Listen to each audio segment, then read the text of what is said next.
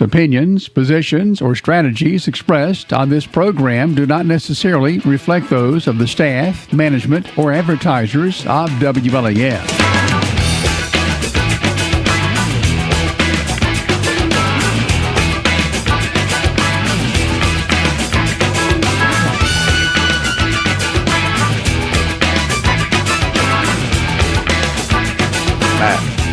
I need to open.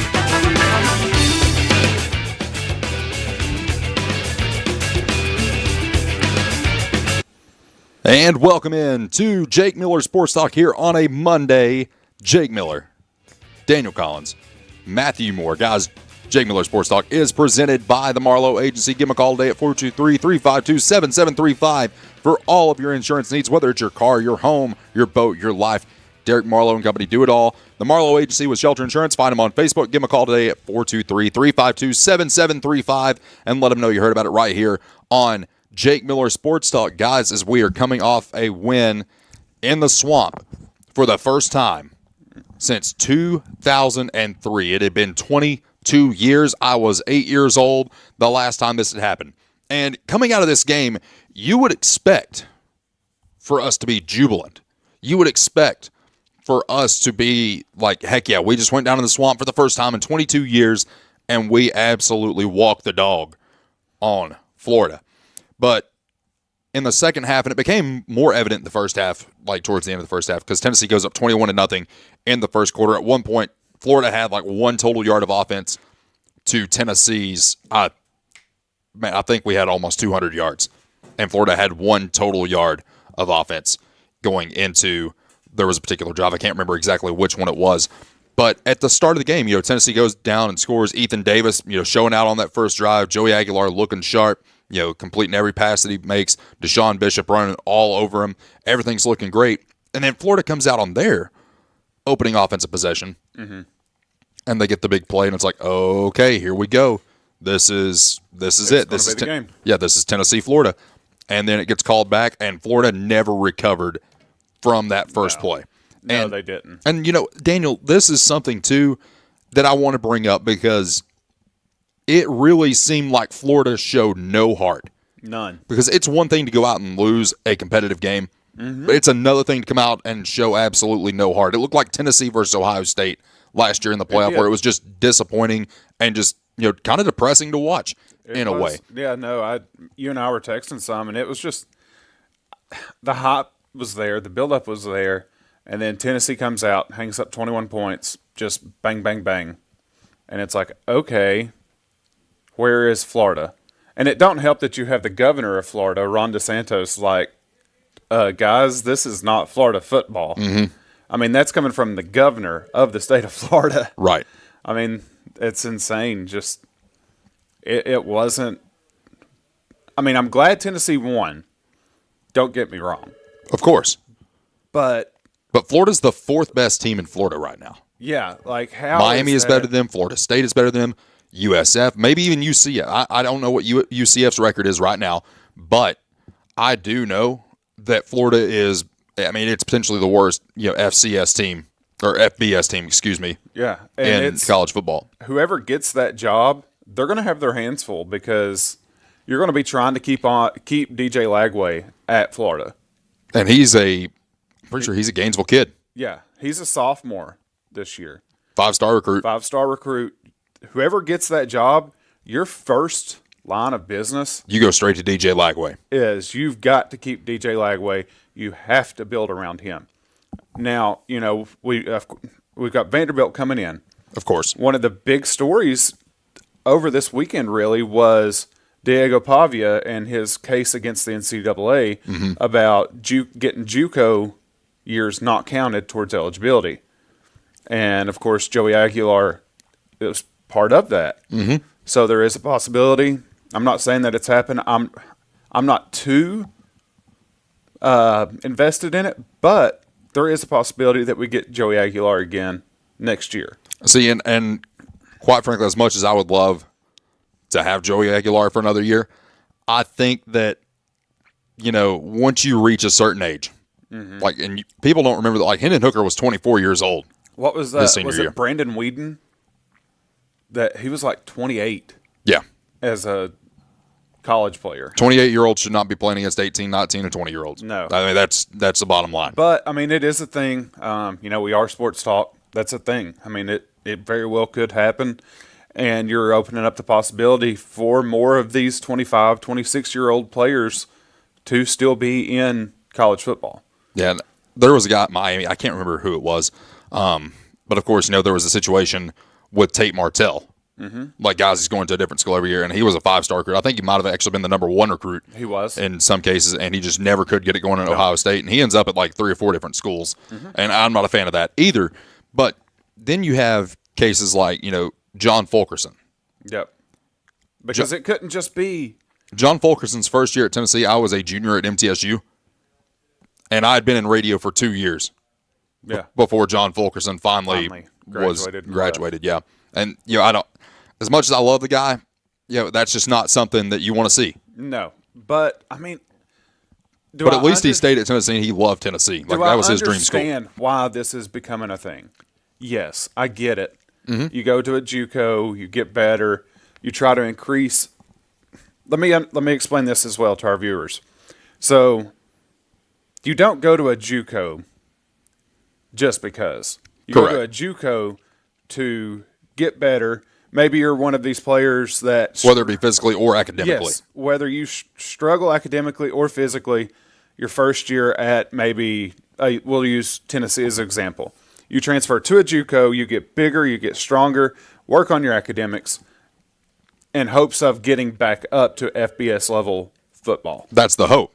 That's the hope. And in that... We have the best producer in the world. I'm telling you what, looky here. Looky here. Yeah, bringing in the coffee. I'll get us an intern, Matthew. Don't worry. I'll get us an intern for that. In that, though, you're increasing draft stock. You are. And so that's kind of where these players are going. But you're not going to have these big-time stars going to the NFL like Jalen Hurts and stuff. Mm-hmm. Jalen played his 4 years. I think Jalen was 5 year. But 23 going into the league. Mm-hmm.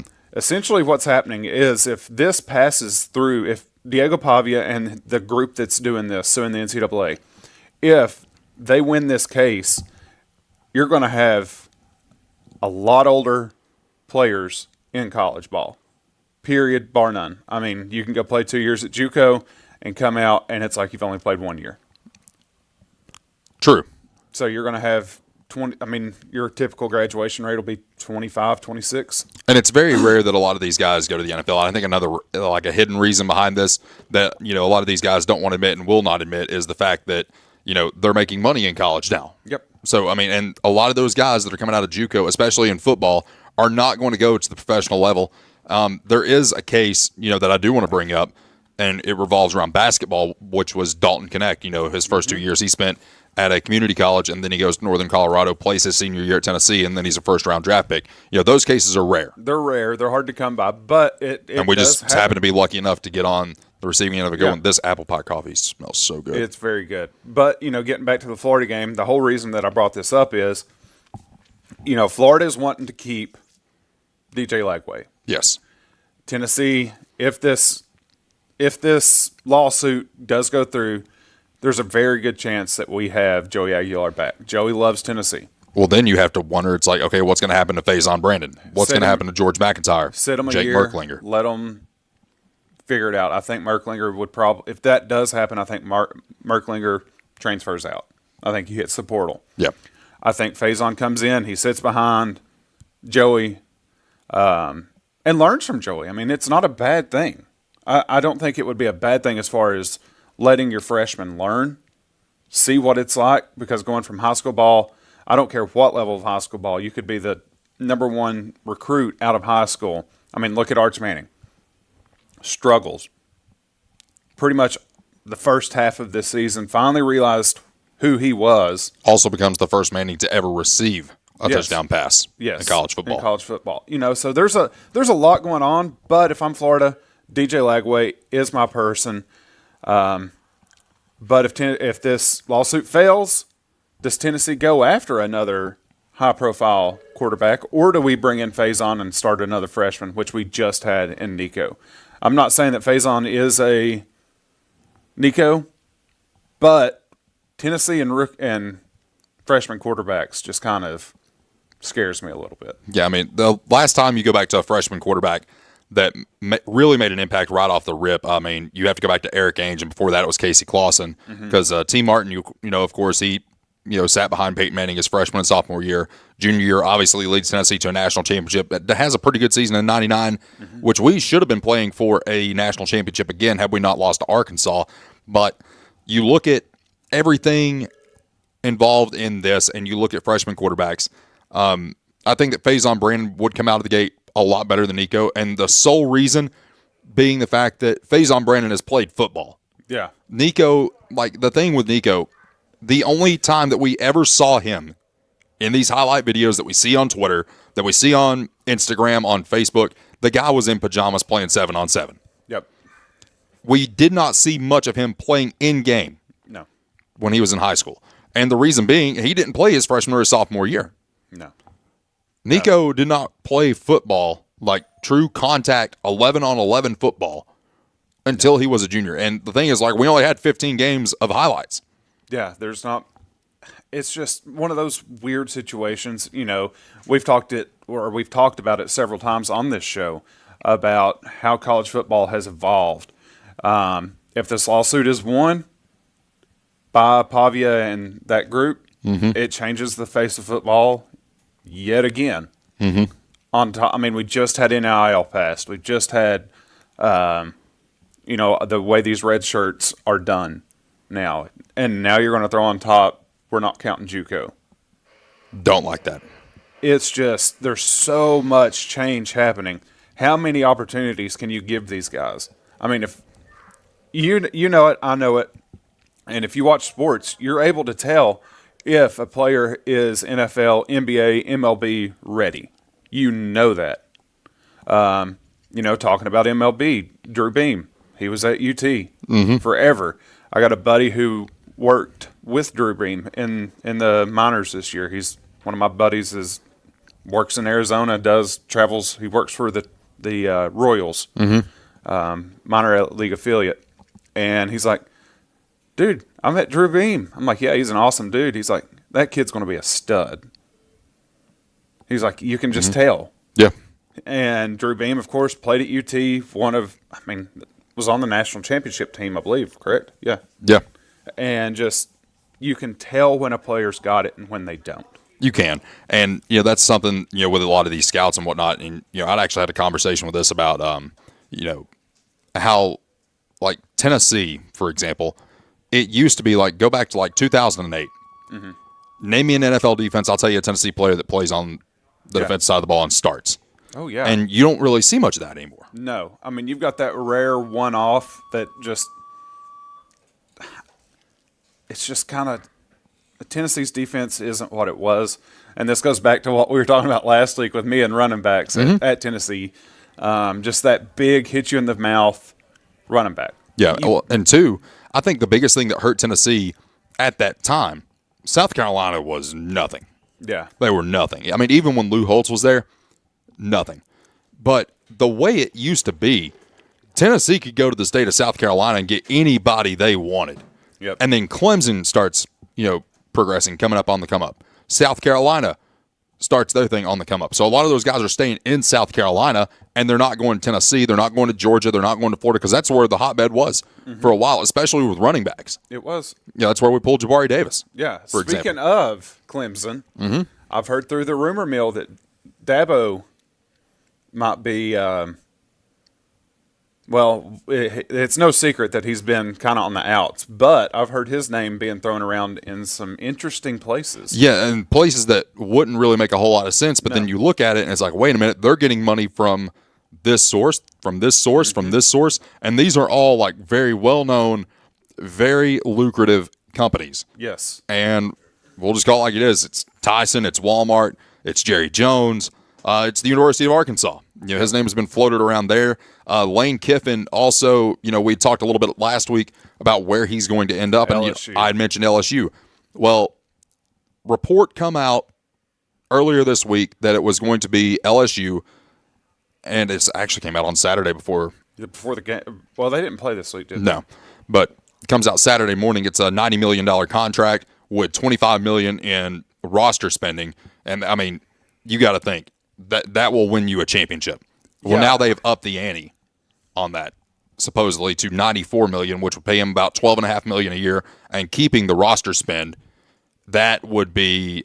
I mean, LSU would win a national championship under Yeah, Lane. I mean, at that point, you're going to be able to. So, team dedication's no longer a thing. You know it. I know it. It's no secret. No, there's no loyalty. There's no loyalty. With $25 million spending money, you're going to be able to go get whoever you want and say, "Come to LSU. We can offer you this. Just here you go." And it doesn't have to be like his 1 year at Tennessee, because a lot of people don't like to think about Lane Kiffin's time at UT. But the thing is, what people need to realize about Lane Kiffin in Tennessee, as I fix my shirt, Lane Kiffin was going to win championships at Tennessee. We would have probably had to give them all back. Yeah. But we would have won some We would championships. have won some championships, but like you said, we would have had to give them back. And you're going to have fun. The team's going to have fun, because I don't know if you've ever heard the story about when they were down in a hotel conference room in Tuscaloosa the day before we played Alabama. So they get done with their team meeting. All of a sudden, Orgeron stands up, grabs the projector, and just slings it against the wall, shatters it to pieces. And Kiffin tells the team, he's like, "All right, I've already called the University of Tennessee. We're going to stay an extra night at Tuscaloosa. We're going to go and whip their bleepity bleep, and we're going to trash their bars." Everybody stands up. Everybody's hype. Everybody's jumping around. And then all of a sudden, Monty Kiffin picks up a chair, folds it, and then slings it to the back of the room. Monty Kiffin, like 75 years old when he does this. I would want to play for that. Yeah. That's awesome. That's awesome. But, Lane's grown.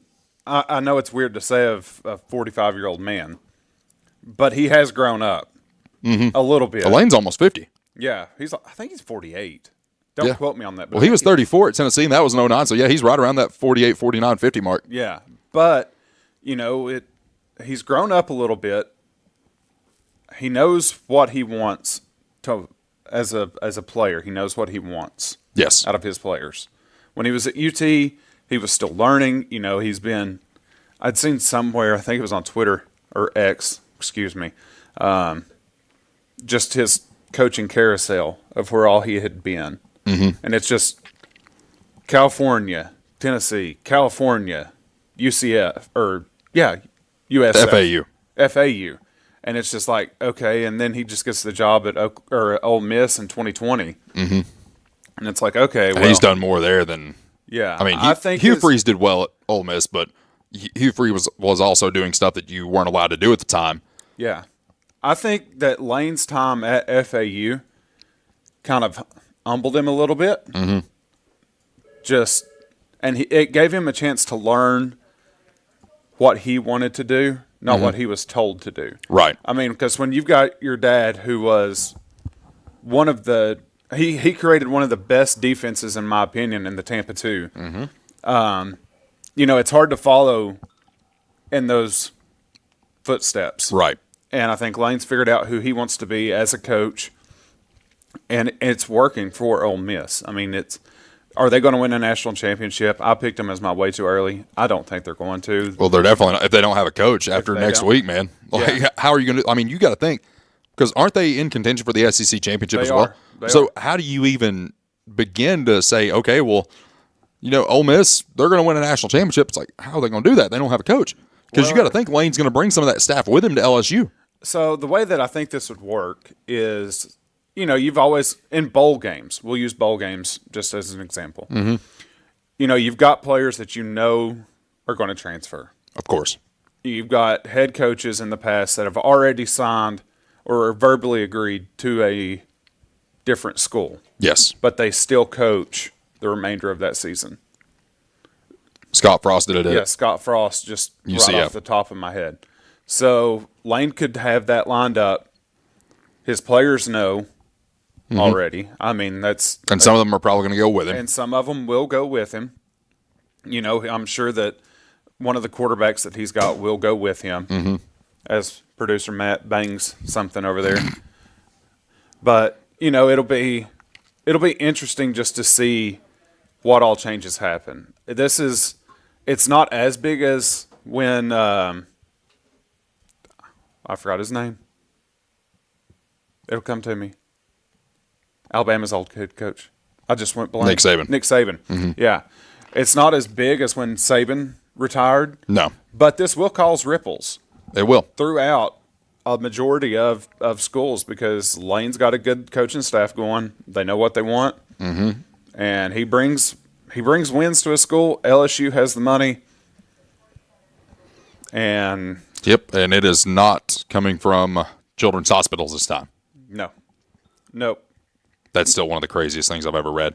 Before we hit a break, I did want to mention, too, that if Lane Kiffin does indeed take the job at LSU, which I think he will, this will be the third school that he and Ed Orgeron have been head coaches at. So, Ole Miss, Edo was the coach there in the mid to late 2000s before he ends up becoming the defensive line coach at Tennessee. USC, obviously, Lane Kiffin takes the head coaching job and then gets fired on the tarmac. Ed Orgeron becomes the interim. And then Ed Orgeron becomes the head coach at LSU, and now Lane Kiffin might be the head coach at LSU. And it's just it's weird because I would love, and this will not happen, but I would love to see Ed Orgeron come back and be the defensive coordinator. That'd be something. Yeah, Lane, I'll come on down. I'll come on back home. You know, we'll run up ahead of the market. I'll get us some crawfish. We'll do us up a big bowl, and we'll take it on every recruiting trip that we ever take. Have you ever heard the Joe Burrow recruiting story? Oh, yeah. Yeah. So they're sitting at a restaurant, and Joe Burrow, gets his steak or whatever because he's wine and dining him because that's what you do. And all of a sudden, Ed O is like, "Give me some crawfish." Well, they didn't have crawfish. Well, here comes Ed Orgeron's crawfish man, brings the crawfish to the restaurant. They make it for him, like in-house, just impromptu. It's like, "Hey, coach wants crawfish. You're going to cook him some crawfish." That's and see, I don't know if you noticed either, but we've not heard as much of the Heupel leaving No. stuff come out in the past. I mean, it was on fire there for a good 3 or 4 weeks. Yeah, I mean, that's the thing is like we heard about it and then it really picked up. It's like, okay, he might actually do this. Yeah, and then it's just like, okay, well, that died down. You know, we heard Danny White might take the athletic director position at LSU.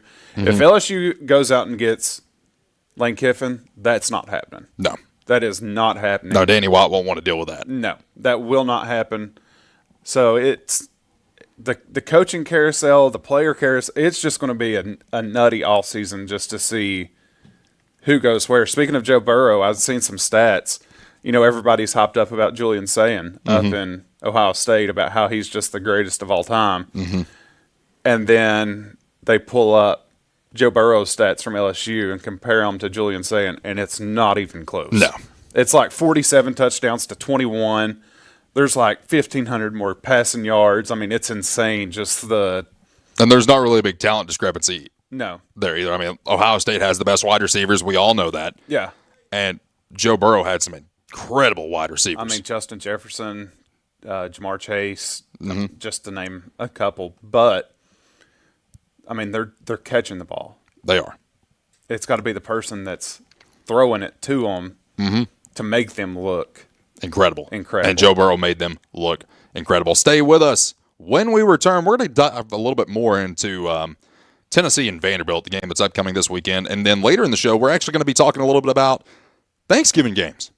Oh, there's some doozies. There are some doozies. And you're not seeing one game in particular that I love to see on Thanksgiving anymore. What's that? The Egg Bowl. Ah, yeah. Stay with us. Jake Miller Sports Talk continues right here on WLAF. When you think loans, think green and look for us under the big green sign. First National Bank on the 4-lane La Follette. Our hometown staff welcomes you by today. See Brian. Ask for Carrie. Look for Beth behind the counter. Or see Taylor at the drive-thru. First National Bank Oneida. Member FDIC. Equal housing lender. Your family, your future, your bank. First National Bank. Cougar fans, get your First National Bank Orange and Blue Cougar debit card. At Grace Rehab, we have one goal in mind: to improve your quality of life. We provide physical, occupational, and speech therapy for all ages. Grace's therapy and treatment plans are individualized for each patient. Well, my doctor didn't think I would be to this point at this time, and I wouldn't have been had it not been for the rehab center here at Grace. Oh, I like all the people that's here, and they've been real nice, and I've had a ton of fun with them. Grace Rehab, we want to help you feel your best. Hi, my name's Amanda Pemerton. I'm a lifelong Campbell County native, former Lady Cougar. I'm a personal lines agent here at Gray Insurance. I would love to help you out with all your home, auto, life insurance, and health needs. We're an independent agency, so we can offer you a wide variety of companies. Come see me and I'll be glad to help you with all your insurance needs. Thanks. I'm Daniel Dagley, and it's that time of year again. Come see us at Gray Insurance for all your health care needs. If you're looking for quality at bargain prices, look no further than Hammers in Clinton. Family owned and operated, Hammers is there to help you stretch that dollar. Need jeans? Hammers has them. Need boots? Hammers has those. Need something orange for game day? Hammers has that as well. And don't forget to check out their home decor. When you visit Hammers in Clinton, you save money and time with a one-stop shop. And don't forget that RC and moon pie before you leave. Hammers, off the Clinton exit, just past Community Trust Bank. Easy to find, easy to shop. Need tires and alignment? How about an oil changer, maybe brake work? Whatever your car, truck, or SUV needs, the folks at Hensley Tire and Service are ready to help you. When it comes to your vehicle, come to Hensley's Tire and Service. You'll find us in La Follette, where Indiana meets Beach. For your next set of tires or service needs, call Hensley Tire and Service, 423-563-8473. Go Cougars! Hi, I'm Macy Wilcox, the owner of La Follette Nutrition, and at La Follette Nutrition, we support the Cougars.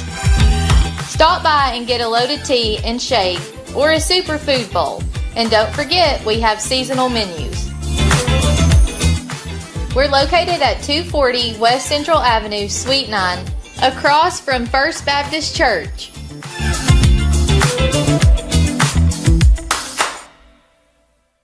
I'm Bailey Ball. Come see my dad, Billy, at La Follette Mine Supply. Hey, he's my dad too. Come see our dad. For septic tanks, PVC pipe, septic chambers, and rebar. Be sure and ask about our low prices on Tractor Ag Fluid, Def Fluid, and Rotella T4 motor oil. What's that? No kids zone? You can read? The staff at LUB, La Follette Utilities Board, is there for you.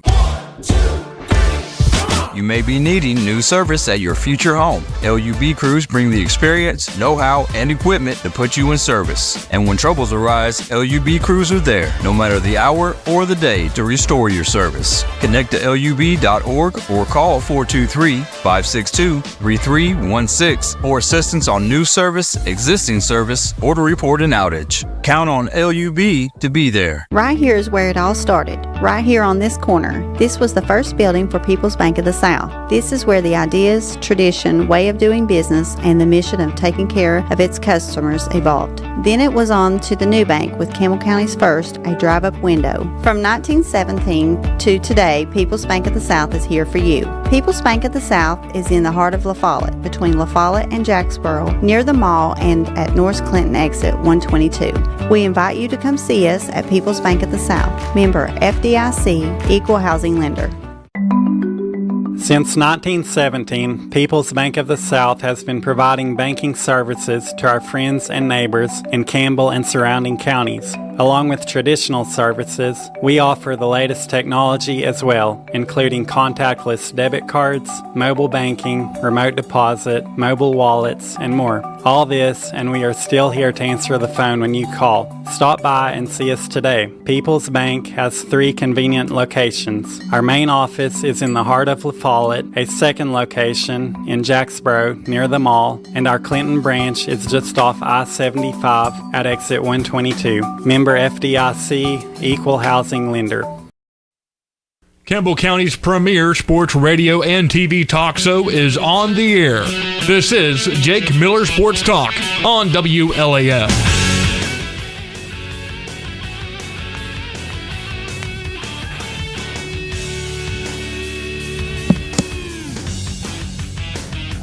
Welcome back. Jake Miller Sports Talk continues on. Guys, be sure to check out our friends down at Isaac's 24/7 Gym down on Indian Mountain Circle in Jacksboro.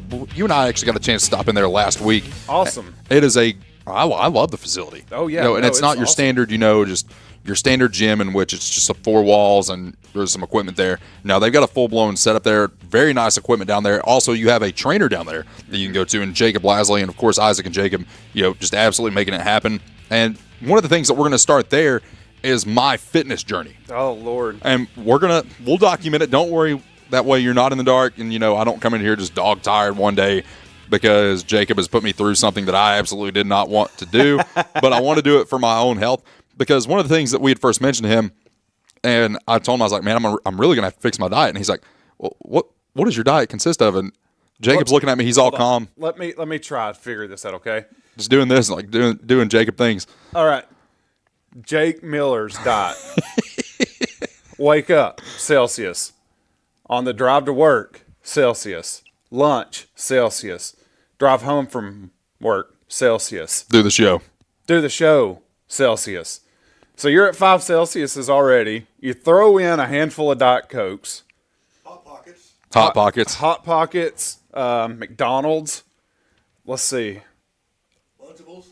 Lunchables? Yes. You throw in all of this food, and he's just sitting there, and his eyes go from this to, yeah, we might need to work on that. He's like, okay, that's first thing we're going to work on is that. So I'm looking forward to that. Shout out to Isaac's 24/7 Gym down on Indian Mountain Circle. We're going to get with them actually today. Go ahead. I'm going to start the physical journey. I need to. If our viewers don't know, I had gastric bypass done, and I weighed 456 pounds at my heaviest. I was a big old boy. And now I'm down to like 250. And I told Jake and Isaac that, and they're just sitting there like their mouths are just slobbering. They're like, "Oh, we can make this." A former college athlete. Let's get him in. Let's do it.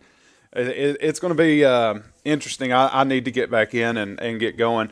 But yeah, speaking of Isaac's, one of the cleanest, if not the cleanest gym I've been in a long time. Because sometimes you go in a gym and it's got that stink. Yeah, most of the time, let's be honest, you've got men in there working out, doing their thing, right? I mean, everybody has that idea of a gym.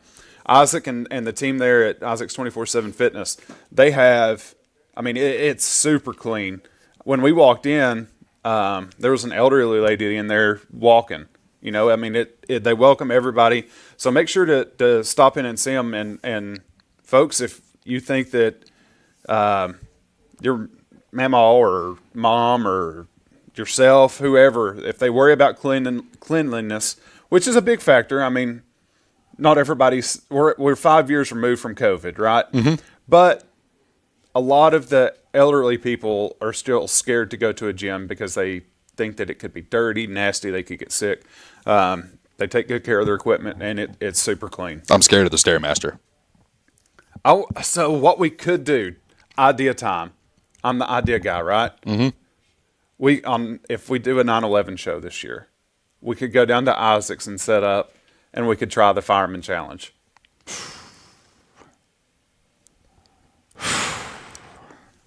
We as in you two? Yes. No, you. Matthew, you listen, and you listen good. If we're doing it, you're doing it. That's true. No, we've got stationary cameras. We could do it. But no, I think that would be cool. Pay homage to firefighters from 9/11 and show off what Isaac's looks like inside. Because a lot of people just drop by it and see it, and it's just a metal building. Absolutely. Check them out. Indian Mountain Circle. Isaac's 24/7 Gym. Guys, want to touch a little bit more on the Vanderbilt series. Of course, Tennessee leads the series by a lot. And not even close. The series record as of right now, Tennessee leads at 79-32-5. Something of note here is the fact that Tennessee, ever since like the 50s, has dominated this. And the first 12 games of this series, Vanderbilt won 11 of them. Now, granted, we're going back all the way to like the 18 and the 1900s for this, and there was one tie. Tennessee didn't get their first win in this series until the 13th game of it. And then Vanderbilt does another deal where they just go on an absolute tear. Tennessee wins two of the next three, and then I don't know what in the world happened here. Tennessee apparently lost one 76-0 in 1918 during World War I. Tied the next year 3-3. Vanderbilt wins the next 6, tie, and then Vanderbilt only wins like 5 or 6 over the next 50 years. I remember the 2007, 2008, that from 2016 to 2018, those were dark days for Tennessee. So apparently the 1918 game was a exhibition game. Okay. Because Tennessee had suspended their football program. I don't know what in the world happened there. We'll check into that, what we could have done in 1918. But then we are the Volunteers, so maybe our whole football team volunteered to fight in World War I. That's what we're going to say. Vanderbilt's, they won in 1982, and Tennessee did not lose again until 2005. There was a guy at Vanderbilt named Kaysen Jackson Garrison, whose son actually plays at Central, I do believe. And he just went on an absolute tear that day. And, of course, Tennessee was on the brink of their first losing season since that year, I'm pretty sure. Johnny Majors, when he first took the job at Tennessee after winning a national championship at Pitt, comes back home to his alma mater. He had some teams that struggled. Yes. And they struggled bad. Yes. Well, we didn't lose to Vanderbilt again until 2005. Tennessee, I think, going into that game was 4-5. You had to beat Vanderbilt and you had to beat Kentucky just to get into a bowl game.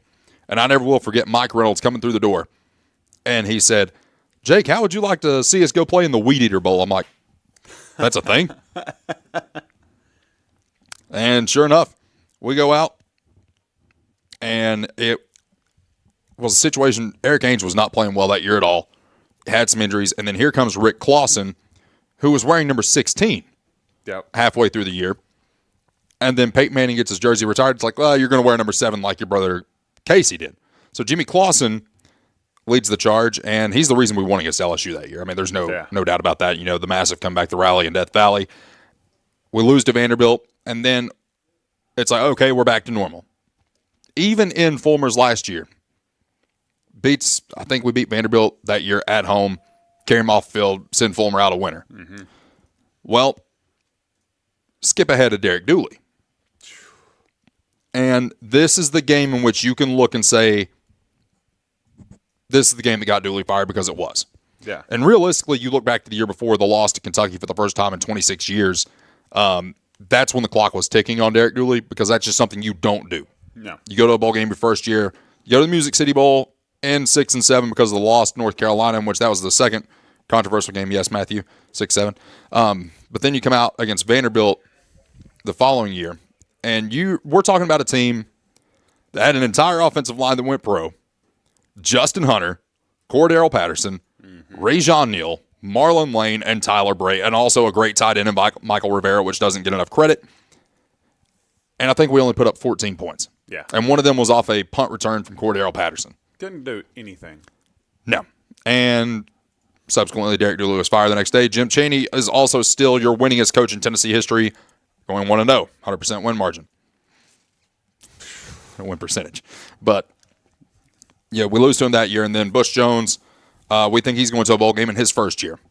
Yeah, they come out in the grays, and everything's looking very good, and then it comes down to an onside kick, in which we were offsides for. Leave it to Butch Jones' coach team. So that was the first time we lost 2 straight to Vanderbilt in forever.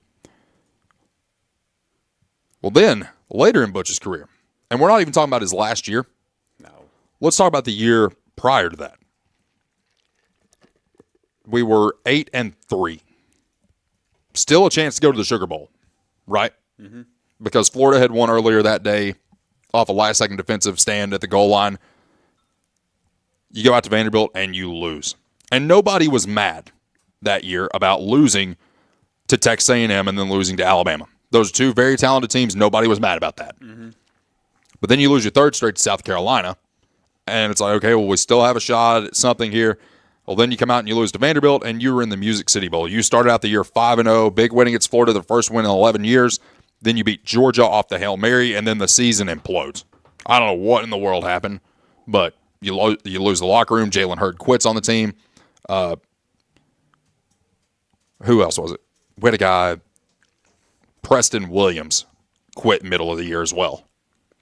So you had 2 guys quit, and those are very good players that just quit in the middle of the year. And then the next year, you lose to them again, 2nd straight. Insert Jeremy Pruitt. You don't beat Vanderbilt until 2019. Vanderbilt won 3 straight against Tennessee. That was the last time Vanderbilt had won. And you look at this Saturday. Last year, we did not get off to a hot start against them. We essentially had to come back just to be in the college football playoff. Now you have a Vanderbilt team who I would consider a bubble team. Yeah, they are. Because the world could still implode. There's a lot of good games happening this weekend. We're going to talk about those in the next segment. But when I look at this game Saturday, I look at a very, very hungry Vanderbilt team, and I'm looking at a Tennessee team.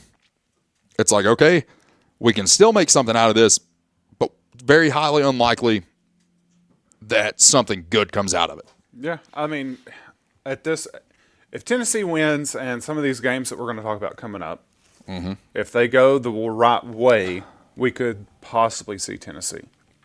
Tennessee loses, no shot.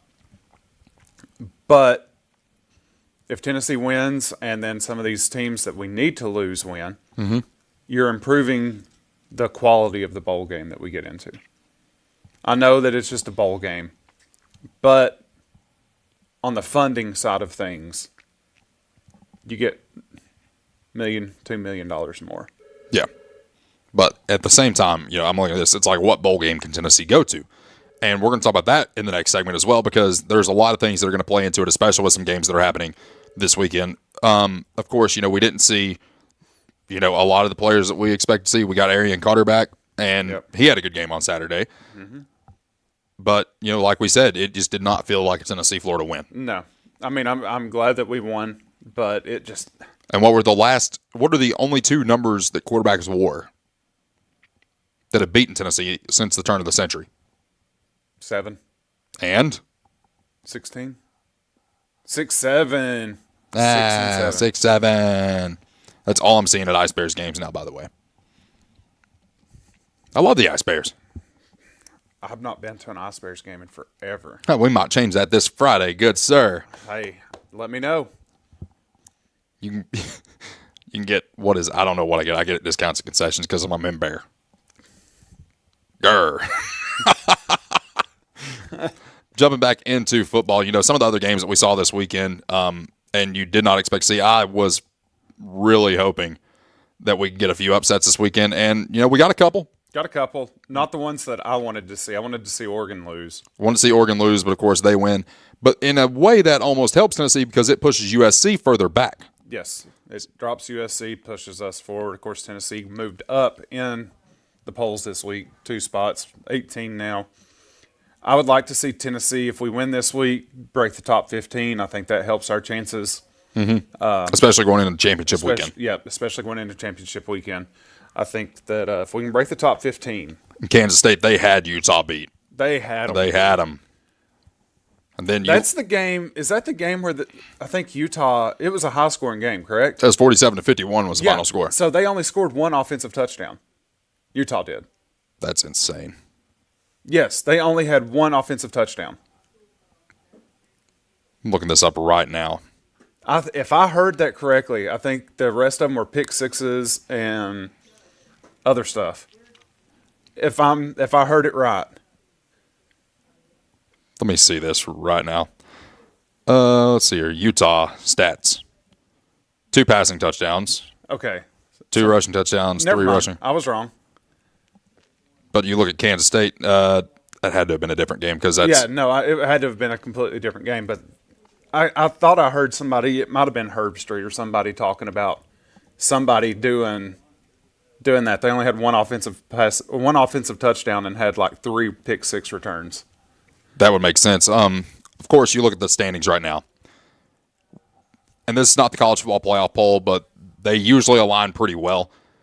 Your top 12 right now, Ohio State at 1, Indiana at 2, Texas A&M at 3. Those are your 3 undefeated teams. Then you have Georgia, Oregon, Ole Miss, Texas Tech, Oklahoma. Notre Dame had a very impressive win this weekend against Syracuse, 70-7. Alabama, BYU, and Vanderbilt at 12. Now, there is a caveat in this. It's not your top 12 teams that make the college football playoff. No. It's your 4 conference champions out of your Power 4 because the Pac-2 right now, they're just – it's yeah. I've not watched them play. No. And then your highest ranked group of 5 school. Yeah. Which is looking like Tulane at this point. So really you got to look at that top 10. But then you look at some of the games this weekend. We'll go ahead and just get into this because there's a lot to dive into, and it'll take the next two segments.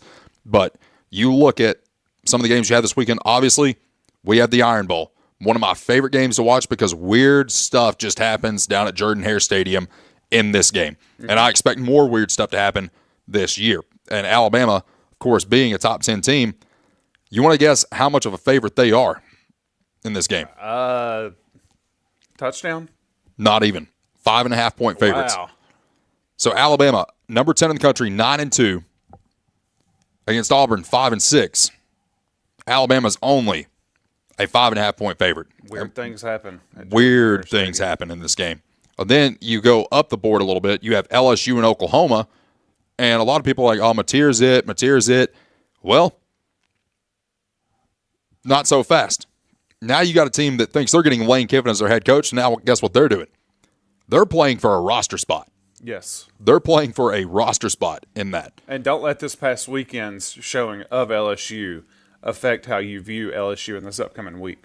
I think they played, it was a nobody school, really, this past week, and barely won. But that was before a lot of this Lane Kiffin stuff started breaking.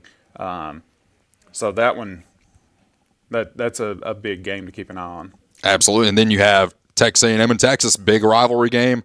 The only thing with this is it would not drop Texas A&M far enough down to completely push them out of the poll. So we would almost want a Texas A&M win over Texas, which Texas A&M is a 2.5-point favorite. But I know it hurts you. It hurts me. I know it hurts you, but a Texas loss benefits Tennessee. Yeah, it does. I mean, this will be the only time, when we get to our picks, I'll go ahead and let people know I'm not picking Texas this week. You're not picking Texas? No. And then you got the Egg Bowl, which is a game that was usually played on Thanksgiving night. But this year and last year it's been played on a Friday. It'll be your first game that you watch at noon on ABC. Ole Miss is 7.5-point favorite in that game. That one's going to be interesting too. Because you got a team now that probably is going to have a head coach after that game. Yeah. Georgia and Georgia Tech, we need a Georgia win. Yes. We need a Georgia win. Which they should, handedly, but Indiana's like a 4-touchdown favorite against Purdue. I mean, let's be honest. Indiana, out of the top 12, the one that just strikes me as odd is Indiana. I know that their quarterback's amazing. I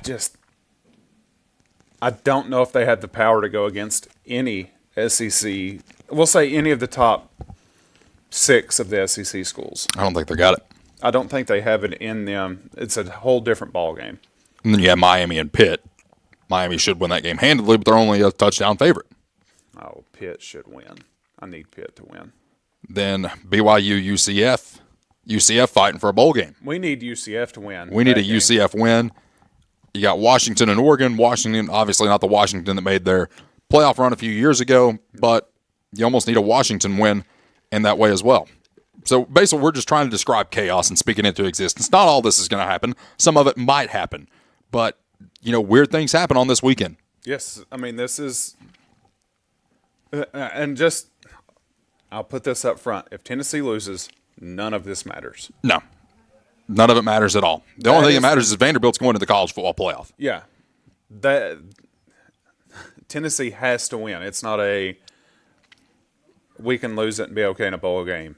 We need to win this game in the worst way possible for us to be able to have even a remote shot at making it in to the playoffs, which, I mean, that would be cool. I said last year that Tennessee making it into the playoffs the first year it was available was cool too. But I want to see Tennessee be national championship contenders. Yes, we don't want to be middle of the pack to back of the pack in that 12. We want to be the front runners. We want the first round bye. Yes, and I was talking last week about Georgia possibly having a bye week and not even playing in the conference championship. They would have back-to-back byes. Like, there's a possibility that Georgia doesn't play for a month. But still wins the national championship. It was Alabama that did that against them. Yeah. Because they had lost to them in the SEC championship and then turn around and beat them in the finals. Yes. So that is a possibility of Georgia having a complete month off getting people healthy, getting in the weight room, building up their stamina again, doing everything they need to do, game planning an entire month for one game. Which, I mean, that's not what they're going to do, a couple games, but that's just nutty the way that would work out. It's very, very crazy indeed. And, something else to think about, I just had it on the top of my head and I lost it. But, you look at Ryan Day, undefeated. They have not beaten Michigan in 4 years, coming up on 5 this year. Ryan Day needs to win this game. I know last year when they lost it, they were ready to fire him. They were ready to fire him. So I can imagine if he loses this game and, Ohio State doesn't make it to the national championship, there's a good possibility that Ohio State job opens up. Well, and then you talk about just you're compounding chaos with more yes, chaos. Like they are up there playing NCAA 25. That's what they're doing. Because when you look at Ohio State, they're the best team in college football, bar none. They are. And we all know that. Last year, they were the best team in college football, and it showed at the end of the year because you had, I think for the first time in a long time, your true national champion. Well, here's the thing. Going into that game last year with Tennessee, Ohio State fans they were ready to run him out. This dude has not beaten Michigan in 4 years. We want him gone. And this was being brought to everybody's attention on the broadcast. Yeah. It's like the Ohio State fans want Ryan Day fired. You look at Ohio Stadium, you look at the shoe, and it was a lot of orange. Yeah. And even the broadcast was like, this is the shoe. This does not happen here.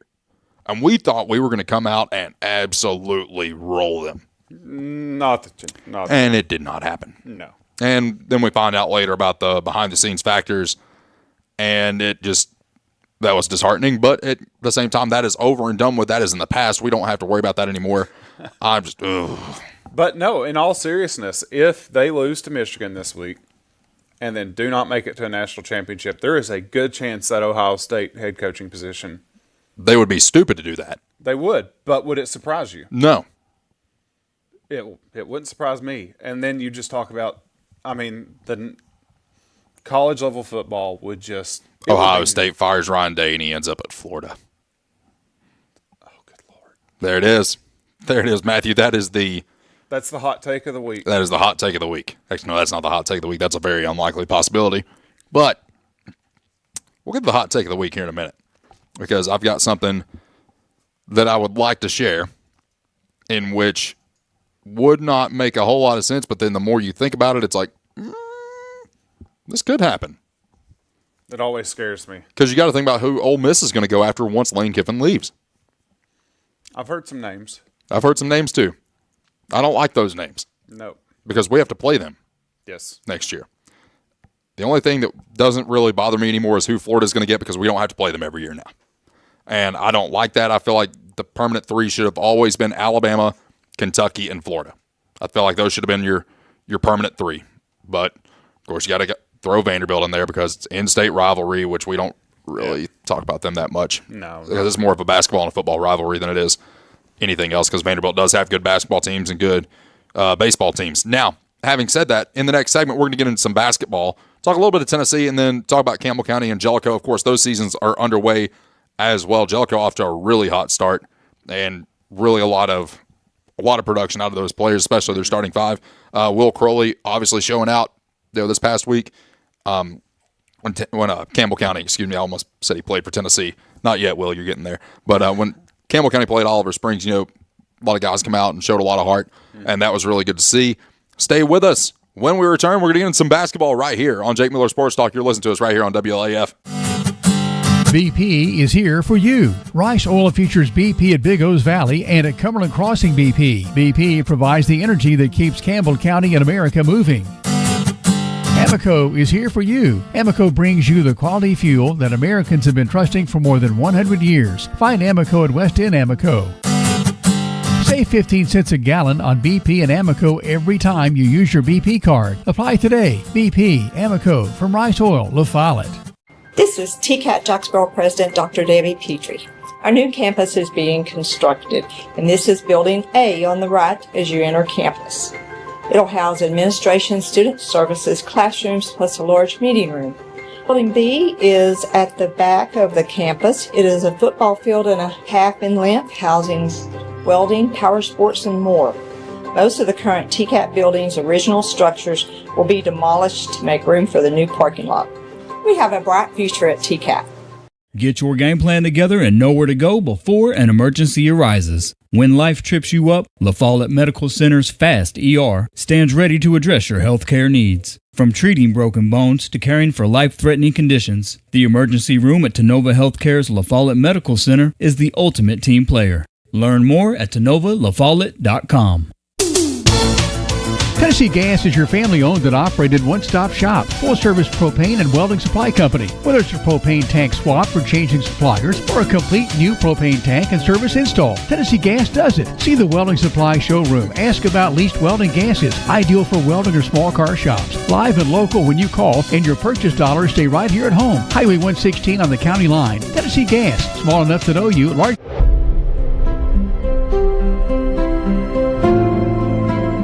At Alco Builders and Realty, we have agents that know the area, that are experts in the local market. It's very important in real estate to have someone on your team that understands the market. Give us a call. We'd love to hear from you.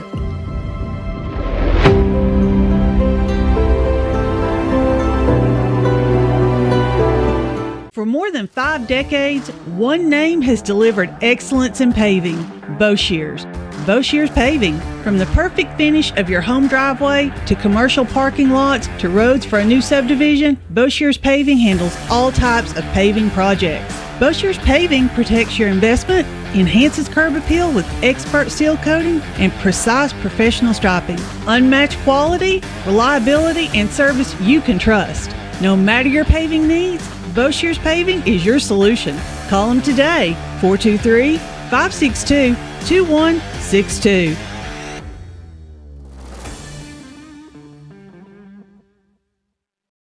Hi, this is Kim from Bird Screen Printing. You need custom shirts, signs, or banners? Whether it's for school, business, or special event, we've got you covered. We're local, friendly, and ready to help turn your dreams into a reality. Fast, reliable service from folks you know and trust. Come see us at Bird Screen Printing. Let's get your next project started. Hey, this is Larry Burge. Stop by and see us today in downtown La Follette at 225 East Central Avenue or call 423-562-3044. 562-3044. Go Cougars! Whether you're a contractor or you're just handling a project around the house or farm, CNO Metal Sales has the best prices in the tri-state. Metal roofing custom cuts as well as delivery are available from CNO Metal. Be sure and ask us about our lifetime warranty on metal. Matt Klein can handle your big or small jobs from 1 piece of metal to 100. Select from 22 colors. CNO Metal Sales is right behind O'Reilly's Auto Parts in Middlesboro. Just take a left at the first stoplight and CNL is on the right. See or call Matt at 606-248-5744. This is Matthew Klein, former Cougar number 42. Come see me at CNL Metal. Since 1963, CNC Concrete has been serving Campbell County and surrounding areas with the best there is in concrete. The best in rock, the best in rebar, the best in sand, the best in pretty much anything pertaining to concrete. That's CNC Concrete. Bobby Crass is his family's second generation of owning and operating CNC. As Bobby says, we hold your dreams, the concrete to your dream home. CNC Concrete, open Monday through Friday, 7 a.m. until the job gets done. Citizens Bank is a locally owned and operated bank serving communities in East Tennessee. The bank was established in 1934 with 3 guiding principles at its foundation: assurance of safety to depositors, a high standard of service to customers, and a genuine desire to serve the community. These principles are the core factor in the success that has lasted over 85 years and grown Citizens Bank to the renowned financial institution it is today. To learn more about Citizens Bank, visit citizensbank24.com. Quality and Clayton go hand in hand. That's quality constructed homes from Clayton Homes. The staff at Clayton Homes, located right here at home in Campbell County at Jacksboro, is ready to help you through all the steps of home ownership, from selecting the home that's just right for you to putting the keys in your hand. Since 1956, Clayton Homes has been making dreams come true. See the home folks about your new dream home from Clayton Homes, 110 North Street near Jacksboro Middle School. Call or just come on by. When it comes to a personal loan, the person you talk to makes a difference. At Community Trust Bank, our loan specialists understand whether you're consolidating debt, covering expenses, making an amazing purchase, or planning that dream vacation. Your reasons are personal. That's why we offer flexible payment options and competitive rates to help make it happen. Community Trust Bank, building communities built on trust. Member FDIC, equal housing lender. Hey, this is Chris Malone at Doyle's Tire Shop. We invite you to buy the new and used tires and friendly service. We're doing our best to continue the legacy of Doyle's Tire Shop.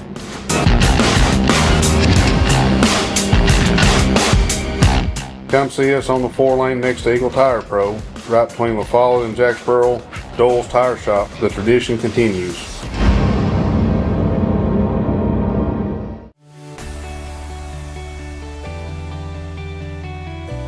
E.E. Hill & Son Insurance. You know, the insurance agency started out as Hill Insurance, and it was started by my grandfather in 1925. Celebrating 100 years in 2025.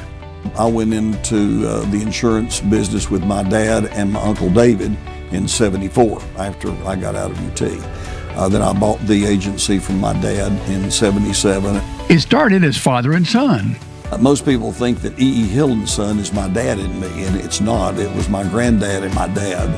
And 100 years later, our agency's been blessed to be in a community that has embraced our agency, and we have had some of the most amazing employees. Go Cougars!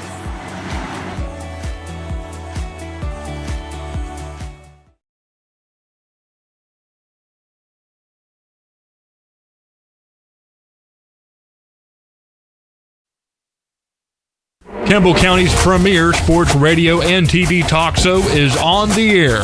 This is Jake Miller Sports Talk on WLAF.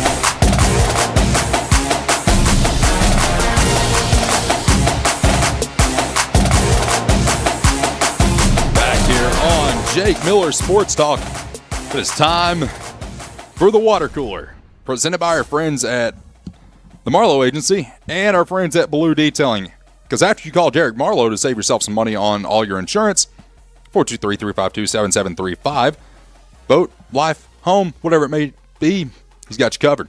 Then you take that money you save, go see our friends at Blue Detailing. They're running a Black Friday special right now. They are running a Black Friday special right now, and you can also get a gift card to use at Blue Detailing. That way, if you can't really think of anything to get for your loved one or a friend, pay for a car detail. Listen, Jake, if people know me, they know I drive Big Blue everywhere. Oh, yeah. I love Big Blue. Big Blue's a nice truck.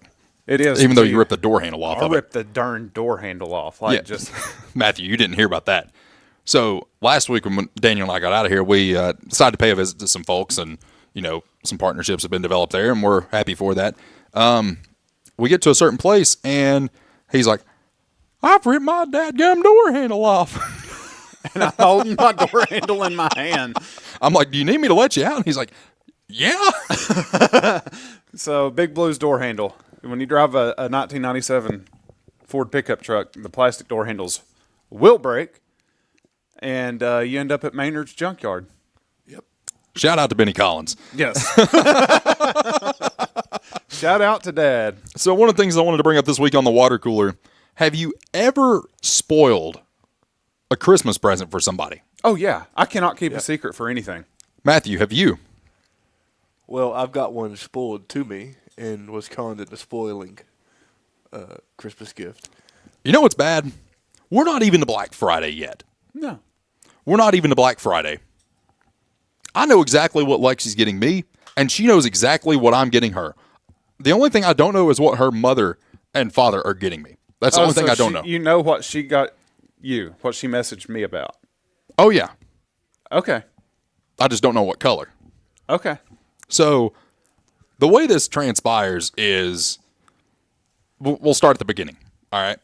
So she's apparently messaging Daniel and asking people at work. It's like, if you were to receive this gift, would you like it? Or do you think Jake would like this? And everyone's like, yeah. So then we're having an event at her house, and it's her work Christmas party. And we start talking about the Ninja Flip, the air fryer. Well, I grab her phone, not thinking anything of it. Well, I didn't realize she had just placed the order. And I find out, I'm getting these. Nice. I needed a new pair. And she's like, did you show them that on my phone? I'm like, yeah. She's like, did you see what page was open? Yeah. She's like, dadgummit. Well, then I send a text to her mom. I'm like, do you think Lexi would like this? It's, nice necklace, whatever. And her mom was like, absolutely, you got great taste. Well, she found out about that. Well, then, we're about to go to dinner or whatever. Well, she gets a package, and she's like, can you grab that for me? And if it's from the main supplier of people that sell fan gear, and it's got the brand that you really like on it, I'm like, I think I know what this is. She's like, you're not going to have any surprises. Listen. And then the next day, a Lululemon package comes in, and I see it too. And then we're at the concert on Thursday. Is Dustin Lynch and Scotty McCrae. A really good concert, by the way. She's like, I've been thinking about that air fryer that you were mentioning to my coworkers, and I think I'm going to ask my grandmother for one. I'm like, don't do that. Don't do that. She's like, why? Did you get it for me? I'm like, yeah. Well, then we're at Costco, and we see something, and she's like, I would really like to have that. She's like, it would take away like 3-4 things in my bathroom when I'm getting ready in the morning. I'm like, yeah, don't get that. She's like, why, did you already get it for me? Yeah. Well, then it's like, okay, I've got to figure out something to surprise her with, like something she's not going to know that she's going to get. And I have no idea what it is, and don't give me ideas because then she'll be able to figure it out. Well, listen, so what me and Katie do, and we've done this for years, of course, it's no secret. I mean, so Katie is the top, and I'm the top. Well, I'm the top. If I want something, I'm going to get it. Yeah. And Katie's kind of the same way. If she wants something bad enough, she'll just go ahead and get it. So we get online, we're looking. We got Caden's gift, his big gift, which I can't say because Caden does watch our show. That is like one of the highlights of his week is watching Jake Miller. He's 7 years old and enjoys watching our show. Mm-hmm. And can't tell what he got, but we're online looking, and Katie's like, ooh, what about some new AirPods, the new AirPod Pro 3s? Like they're on sale right now, what too. You got? That's what I have. They're pretty good. She's like, I want those. Add to cart. What do you want, Daniel? I don't know. Let me look around. So I find a controller for my computer. I'm like, I guess that. Add it to cart. We know what we're getting each other. But what kind of controller? It's a Scuff. Oh, okay. Those are pretty good. Yeah, I like them. But so, we kind of went ahead and ordered our big gifts for each other, whatever. But what we do is we take Caden shopping. I'll take Caden with me. Mm-hmm. And me and him will get gifts from him to his mommy. And I'll get a gift for Katie. That's just between me and Caden. He helps me pick it out. And she does the same with him. And so it kind of works out that it gets Caden involved in everything. Mm-hmm. And he helps pick out what we're getting each other, kind of. Well, you see, I don't think we're on screen right now, as a matter of fact. Audio's on. Okay, that's good. Well, there's been, multiple instances in which, Dad will get a present or whatever and be like, from Jacob and Mitchell. I'm like, thanks. And I'm like, you're welcome. And I have no idea which one was from me or whatnot. Yeah. I mean, that's just like last year. And, of course, you work where I work. And all of a sudden, you get a list. Yeah. Well, it just so happened that everything on that list was on sale. Perfect. Well, guess who took care of it? You. Mm-hmm. And nobody knew exactly what they were getting. I had my Nana ask me, it's like, okay, well, what's which one's for me and how much do I owe you? Well, then Mamaw, she's like, okay, well, what exactly am I getting him? So having to explain to her, exactly what it is and everything. And then Mom's like, okay, well, which one's from me? I'm like, it's this one. Well, he knows, he knows where all these are from. Yeah, it is no secret. And then at the end of Christmas, I'm like, all right, I'm heading back. I'll see y'all later. He's like, man, thanks for the stuff. He didn't even look at Mom or anybody else and say thank you. It was, dude, thanks for the stuff. Well, then he goes to her after and is like, that was too much. And she's like, well, no, he was able to work some stuff and make it happen. Yeah, I've got to get with you and work some stuff. We got that happen. We need to get Benny fixed. We need to get and my brother-in-law. The man is all over the place. My brother-in-law's a pilot, so he's on a 2-week trip right now. So we need a Milwaukee radio. So the guy that he's flying all around right now has an 18,000-acre farm down in Florida. That's a lot of acreage. Yes. So it's like, holy Moses. And then he owns a construction company, and I'm like, I don't even know what to get this man that he does not already have. And so... Well, you just come to old Jake for that. Matthew, what have you spoiled or has been spoiled to you? Okay. Okay. For Christmas, what me and my wife do is we get each other one big gift, maybe a couple of other extra little dollar store things, but one big gift. And so last year I got a wallet. It's like a Ridge wallet. It's a Ridge wallet, yeah. Honest, my experience with the Ridge wallet, man, it's same. Great. I think Jake could hook you up with something better. We don't sell wallets. You don't sell Milwaukee wallets? No. You sell everything else Milwaukee. And Ryobi. Yeah, and Ryobi. But bang, bang, Ryobi gang. You got to have something over at Home Depot for anything. Anyways, it was a couple days before Christmas, and she was like, I really want to show you what I got. And I already knew she got me the wallet because that's what I told her. And so she said, close your eyes. Handed me the box. Opened them. I was like, I don't want to see this.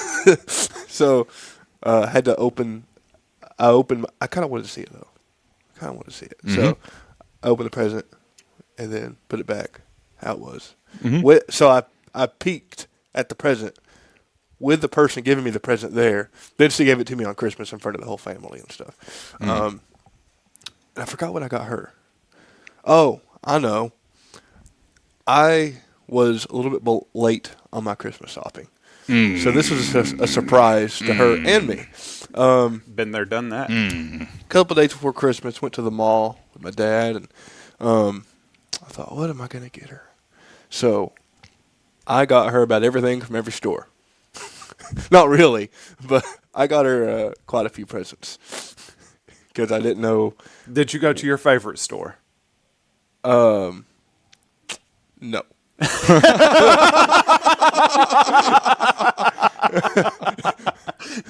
Me and my dad were shopping at the mall. We were not going in that store. I can imagine you and Bob walking into that store.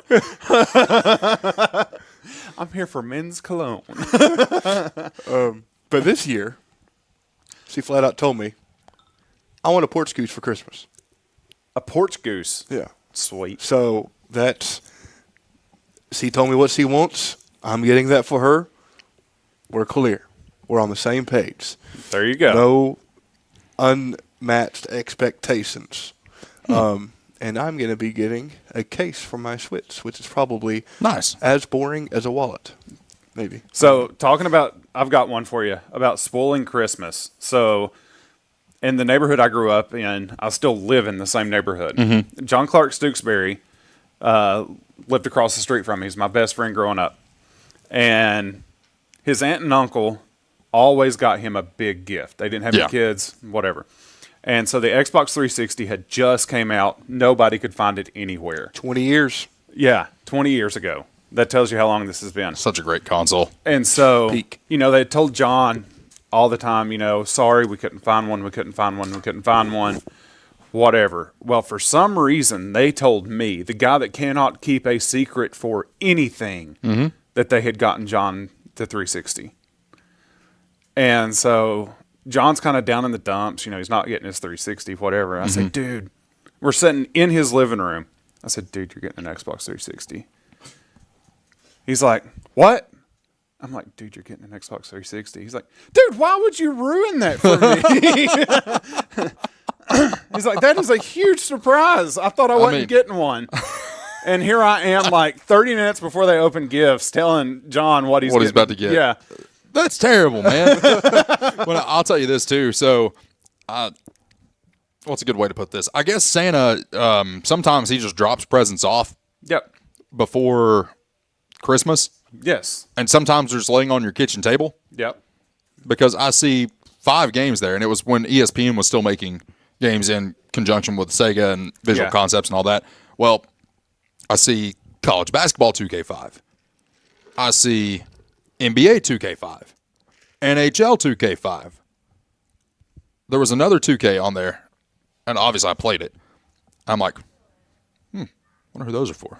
I'm trying to think, it's like, okay, well, somebody's getting this, somebody's getting that. Like, who's really a hockey fan? Well, Christmas, there's 4 boxes in the same shape of what those games were. I'm like, know what those are? Yep, and I'm opening them up. I'm like, from Santa, ESPN NFL 2K5, ESPN NBA 2K5, College Hoops 2K5, NHL 2K5. Mom, did Santa by any chance drop these off 3 weeks ago? So, listen. One night is a lot. Here's and that's back when they were only like $20, so it's like you could make somebody's Christmas with the ESPN games. So I miss it. One of Caden's first. While the competitors was $50. Yeah. So they were better. One of Caden's first Christmases, Santa delivered an unbuilt basketball hoop. Mm-hmm. And so, Dad sees Santa at midnight, delivers the unbuilt basketball hoop. It's just like the plastic Fisher-Price that every little boy has. Yes. Same one that you and I had. Yes. So I go, I'm putting it together, I'm building it. I kid you not, there was one sharp piece on that, and it hit me in the forehead. And so at midnight, it was one of the supports for the backboard. Yeah. No, it really was. So at midnight, Katie has to do surgery because Santa didn't build the Fisher-Price ball goal, and I had a big cut across my forehead. Oh, wait, no. What would it have been? Because I'm sitting here thinking about the lifetime goals that you sit outside. No, this is one of those plastic indoor. So you put the backboard down on the brace itself. I know what it was. And I wasn't paying attention, and bump, and right across the forehead. Sometimes it just happens that way, folks. Santa doesn't build stuff, and it ends to Dad's getting hurt. That's all we're going to say. Did you have a dad crash out like we see on TikTok? Those are my favorite right now. No, it was brutal. Have you ever had a crash out? Yeah. Matthew, have you ever had a crash out over something you can't fix? Oh, yeah.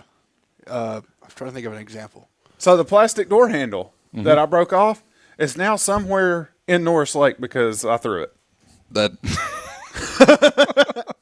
Not that I promote littering or anything, but you get mad enough at something.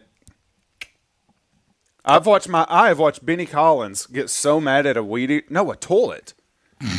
So Dad was changing the toilets in the house and got so mad at one for some reason he threw it off our back porch. I'm not even kidding. Threw it off our back porch. Yes. So and then of course growing up, Mom and Dad did the Santa thing and helped Santa do everything. And my big thing I lived upstairs until I was probably 12 or 13, and then I moved downstairs. Mm-hmm. And of course, downstairs is where Mom and Dad kept everything. Of course. And so I kind of had an idea of what was going on. But my favorite thing was to always wake Lauren up, my sister, at like 3:30 in the morning. Oh, Mitchell and I always did that. And I would go wake her up. I'd say, Lauren, Santa come. Shut up, Daniel. I don't care. I want to sleep. Shut up, Daniel. And so there was one year, the Game Boy Advances had just came out. Oh, those were sweet. And we had, Mom and Dad were able to get us a couple of them. And so I run in Lauren's bedroom. This is when I'm living upstairs. I'm like, Lauren, Santa came. Shut up, Daniel. But Lauren, he brought us the things. I want to go see them. Shut up, Daniel. So I went and got them and brought them in her bedroom, and I was like, Santa brought these. Shut up, Daniel. I'll look at them in the morning. So I cracked mine open at 3 o'clock in the morning, and I can't find any AA batteries. So I had to put it all back together, and I'm like, okay, Mom and Dad are not going to know that I have opened this or anything. I'm like 12 or 13. Mom and Dad are not going to know. So we get up the next morning at like 6 o'clock. I get Mom and Dad up. You know, they're barely awake. And Dad has to get the video recorder out and all that stuff. You know. And so I go get Lauren up. We run in. I'm like, oh, cool. Game Boy Advance. You know, super pumped. Yeah, doing the thing. Yeah. And Mom looks at it and she goes, why is it open? I said, it's not open. It's not open. There's plastic everywhere, isn't there? She's like, but why is it open and why are the games open? I don't See, know. I was always told that Santa had a return policy as well. I was never told Santa had a return policy, but you know, Santa. Mitchell and I were threatened with that. See, Santa was one. Missy would look at us and be like, "Listen, you can do it. Sure. Here's the thing: Santa's got a 30-day return policy." Anyways, got busted. It was. I ended up. I mean, I was able to keep the stuff, but got busted. Have your parents ever forgotten how old you were when you received a certain gift? Yes. And they were like, "Well, you already have one of those." So this has been like 3 years ago. But Mom was like, "Do you still have your Carhartt jacket?" I'm like, "What are you talking about, my Carhartt jacket?" She's like, "You know the one I got you a few years ago for Christmas?" I'm like, "Mom, are you talking about the one that you got me in 7th grade when I was 90 pounds?" She's like, "It ain't been that long." I'm like, "No. It's been a while. It has been a while since you got me that." Well, I didn't get a jacket. I got coveralls, but I'll still take the coveralls any day of the week. But, you know, that's one of the things, too. Like, imagine how many people have had their Christmas spoiled. I mean, there's videos all over the place. Oh, yeah. Angry Grandpa videos were elite. Yes. Back in the day for that. And, of course, you know, he's no longer with us, but he probably had some of the best, like, Christmas crash outs that I've ever seen. Yeah. No, my problem is I can't keep a secret. I can't either. If I've got something for somebody, it's like I want to give it to them now because they may need it between now and Christmas. Yeah. You know, like, yeah. I might need my controller between now and Christmas. You very well might. Matthew, what is the worst job you've ever done at keeping a secret about Christmas? Or have you done pretty good? I don't know. Getting his dad them socks that I took. I do like getting socks for Christmas. I will say I have done my fair share of sneaking in to see what Of Santa dabbling. got me. I got an Xbox one year, and I opened that up. Took a little peek before Christmas. But I did get an Xbox 360 when this was an Xbox One, but I got an Xbox 360 one year, and got it plugged in, updating. Of course, back then updates didn't last as long as they do now. Of course. But one of the I got a WWE. I forgot what year it was.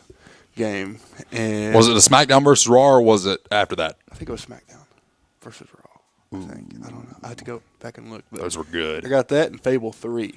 Oh, I love Fable. Well, I was playing Fable, and I'm not going to say who it was, but somebody was like inspecting the console. Mm-hmm. Picked it up. Party foul. While I was playing it. Party foul. And you can't do that. No. It ruins the disc. So, no more Fable 3 from me. Oh. I would have been so mad. Hey, I wasn't that mad because I got an Xbox and I got other games. Listen, it looked kind of boring anyways. Listen, I was that ungrateful kid that if somebody touched something that was mine, I'm going to war. Mm-hmm. Like, that is mine. Do not touch it. If you break it, you will buy me a new one. Mm-hmm. And I am still that same way. The Reynolds blood runs strong. We're stingy. Like, even now, Caden's like, Daddy, let me play on your computer. I'm like, no, absolutely not. But, Dad, I want to play Minecraft. I don't care. You're not touching my computer. See, and I've gotten more that way as I've gotten older, too, because, you try to be nice and everything. Mm-hmm. Well, I don't know what happened. Something finally just flipped a switch, and I was like, no, you're not touching that. Yeah, no, like, and it's like me getting in your truck and touching your radio. You don't do that. You don't do that. Like, my wife, I love my wife, but if something's too loud, she'll reach over and turn it down. And I'm about to get an earful about this, but setting the temperature in the vehicle as well. I'm sorry, I understand that it's, driver's preference. You don't mess with that. No. You don't mess with the driver's preference on that. If I'm freezing, like shivering, I'm turning the heat on. Yes. And now I'm probably going to get an earful about that. Lexi, go easy on him. That's when you get the dual climate, cold on one side, hot on the other. Not all cars have that, though.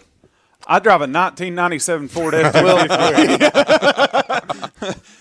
Listen, we got two temperatures. You've got we're burning out of this place because the heater works real well, or we got the windows down. Oh, yeah. That's it.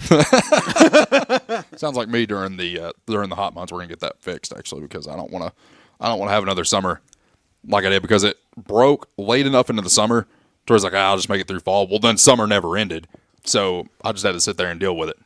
Summer doesn't end, and when it does end, it's straight to winter. Yeah. Right now, we're in this rare period of time where it's fall at the end of November. It's comfortable. Yes. And it doesn't last long, so I'm trying to savor this as much as possible. I tell people all the time that Tennessee weather's like a drunk person. You never know what you're going to get. Oh, you never know at all. This show has turned into talking about the weather. Stay with us. When we return, we are going to talk some basketball. I didn't realize how long we were on air, but when we return, we're going to talk some basketball right here on Jake Miller Sports Talk. Stay with us. You're listening to Jake Miller Sports Talk right here on WLAF. When you think loans, think green and look for us under the big green sign, First National Bank on the 4-lane La Follette. Our hometown staff welcomes you by today. See Brian. Ask for Carrie. Look for Beth behind the counter. Or see Taylor at the drive-thru. First National Bank Oneida. Member FDIC. Equal housing lender. Your family, your future, your bank. First National Bank. Cougar fans, get your First National Bank orange and blue Cougar debit card. At Grace Rehab, we have one goal in mind: to improve your quality of life. We provide physical, occupational, and speech therapy for all ages. Grace's therapy and treatment plans are individualized for each patient. Well, my doctor didn't think I would be to this point at this time, and I wouldn't have been had it not been for the rehab center here at Grace. Oh, I like all the people that's here, and they've been real nice, and I've had a ton of fun with them. Grace Rehab, we want to help you feel your best. Hi, my name is Amanda Pemberton. I'm a lifelong Campbell County native, former Lady Cougar. I'm a personal lines agent here at Gray Insurance. I would love to help you out with all your home, auto, life insurance, and health needs. We're an independent agency, so we can offer you a wide variety of companies. Come see me and I'll be glad to help you with all your insurance needs. Thanks. I'm Daniel Dagley, and it's that time of year again. Come see us at Gray Insurance for all your health care needs. If you're looking for quality at bargain prices, look no further than Hammers in Clinton. Family owned and operated, Hammers is there to help you stretch that dollar. Need jeans? Hammers has them. Need boots? Hammers has those. Need something orange for game day? Hammers has that as well. And don't forget to check out their home decor. When you visit Hammers in Clinton, you save money and time with a one-stop shop. And don't forget that RC and moon pie before you leave. Hammers, off the Clinton exit, just past Community Trust Bank. Easy to find, easy to shop. Need tires and alignment? How about an oil changer, maybe brake work? Whatever your car, truck, or SUV needs, the folks at Hensley Tire and Service are ready to help you. When it comes to your vehicle, come to Hensley's Tire and Service. You'll find us in La Follette, where Indiana meets Beach. For your next set of tires or service needs, call Hensley Tire and Service, 423-563-8473. Go Cougars! Hi, I'm Macy Wilcox, the owner of La Follette Nutrition, and at La Follette Nutrition, we support the Cougars. Stop by and get a loaded tea and shake or a superfood bowl. And don't forget, we have seasonal menus. We're located at 240 West Central Avenue, Suite 9, across from First Baptist Church.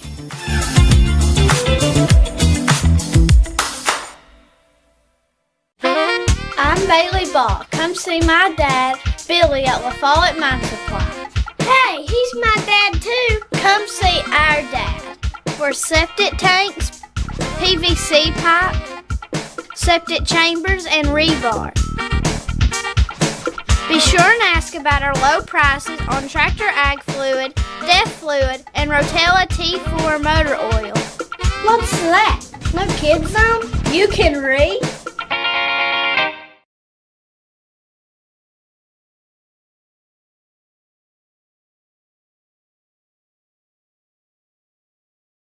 $100 turkeys.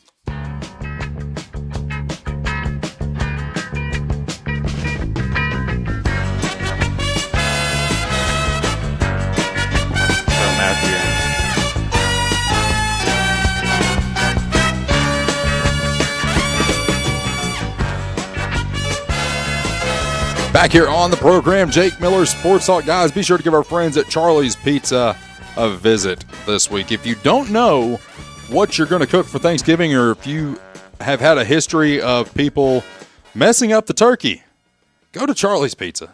Yep. Get a couple pizzas, throw them in the fridge. At least you have something. But no, in all seriousness, Charlie's Pizza, we had some cauliflower crust there last week. You had the sandwich, actually. No, you had a wrap. I had a wrap. You had a wrap. Chicken bacon wrap.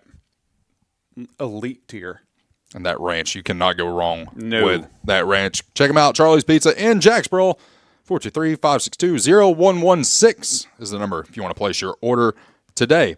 So, Dan, I want to talk a little bit about basketball. Of course, Campbell County starting off the year 1-1 for the boys, girls as well. And then you go across the mountain into Jellicoe. Jellicoe's 3-0 right now. Old Jelly Rock. And the reason we bring them up is because their state tournament run a few years ago, Daniel, they're putting something together, and, from who I have talked to, they think this is special. Yeah, They think they have a really special team over there this year, and, I would love to see it. I really would. Yeah, Mike always has a solid team. It seems like he's on top of it. That's just Mike, man. Yeah. That's just Mike Reynolds basketball.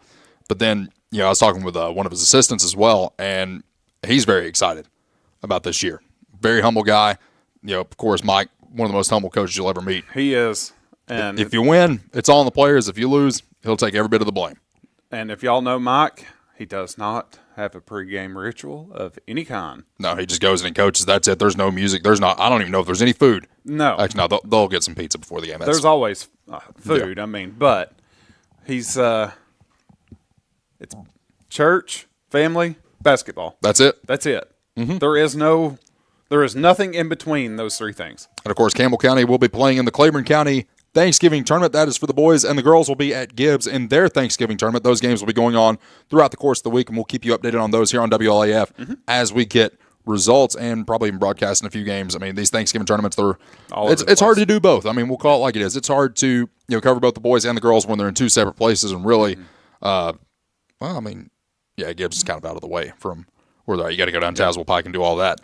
But, of course, coming back and into the month of December, there's going to be the Scott County Invitational, as I call it. You're playing Scott County at home on the 2nd of December. You got two big games between Scott and Oneida, and then it doesn't get any easier. You've got district play with Carnes coming up. That, and then you get a game with Barberville at Barberville, and you go to Oliver Springs, in which you just played them at home, so that'll be both teams traveling there, and then you get Carter before the Christmas break. Yes. And then after that, it's Christmas tournament time, and we'll get into more of that when we get there. I don't have a Jellicoe schedule in front of me, otherwise I'd give you those as well. Now, Tennessee also off to a really hot start this year. Granted, Daniel, they've not played anybody. No. They haven't played really anybody. Played anybody yet. But we had the exhibition against Duke, and we saw okay. We looked okay, but I think the team's really starting to gel and everything's starting to roll into place. Thankfully, JP Estrella only has a bruised bone. and he's probably going to be able to return to action very, very soon. I hope. That injury coming against Tennessee State. He's kind of injury prone too, though. So he is injury prone, and he was my pick to click. Coming into last season, or really the year before, because I said he's 6'7", 6'11", whatever he is, and then he's got guard capabilities because he grew like 9 inches over the course of a year. Yeah, and really shot him into the national spotlight. I'm pretty sure he's a top 100 player. And when you put him in against Purdue his freshman year in the Elite Eight, because Jonas Adu decided to no-show and be all about himself, and I'll just call it like it is. That's exactly what happened. Mm-hmm. And Tobe Awaka's in the game, JP Estrela's in the game. Tobe Awaka gets in foul trouble, and then you put a true freshman and JP up against the Naismith Player of the Year and Zach Edey, and he handled him well. Yep. And was able to make stuff happen on offense around him. And realistically, I keep saying this, but that's what made Rick Barnes the greatest coach in Tennessee history, was that game. Even though we lost that game, that was his best job of coaching. Coaching, yes. Period. I agree. And that's one of the things, too. You look at JP, who was a very vital part of that game towards the end, and seeing him go out last year with injury, and then you see him go down the other night, and it's like, oh, I hope that he's okay. I really hope that he's okay. But it is what it is. He is okay.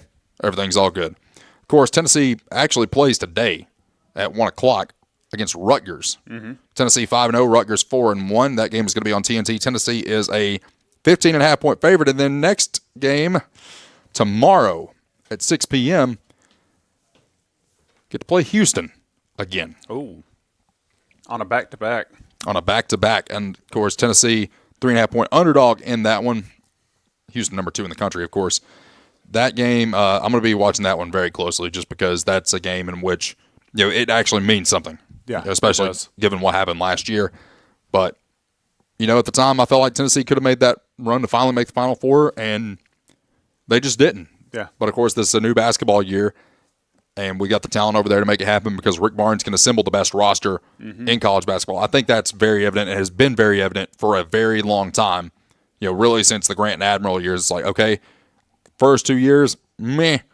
But then we realized, okay, this guy can develop a roster. This guy can formulate a team. And then we would get mad when it came to March because we were getting bounced by teams that we shouldn't have been getting bounced by. The year that we lost to FAU, Tennessee could have very well been a Final Four team that year because then we would have had to have played Kansas State, which was wore out from the game before because they had that long overtime game. And it just didn't happen. Then we had a lot of teams that probably shouldn't have been in the Final Four in the Final Four. Yep. No, it is. Honestly, that was the most pure basketball that we'd ever seen. Yeah.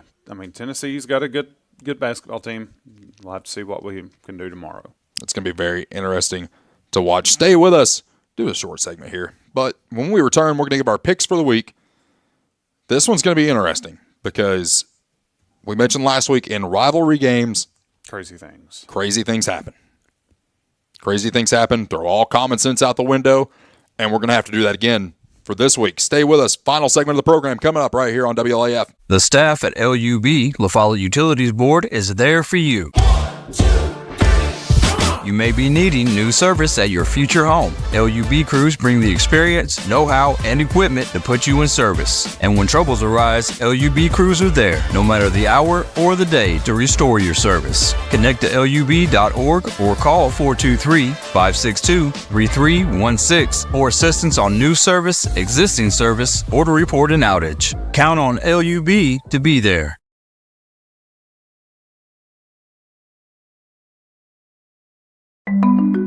Since 1917, People's Bank of the South has been providing banking services to our friends and neighbors in Campbell and surrounding counties. Along with traditional services, we offer the latest technology as well, including contactless debit cards, mobile banking, remote deposit, mobile wallets, and more. All this, and we are still here to answer the phone when you call. Stop by and see us today. People's Bank has 3 convenient locations. Our main office is in the heart of La Follette, a second location in Jacksboro near the mall, and our Clinton branch is just off I-75 at exit 122. Member FDIC, Equal Housing Lender.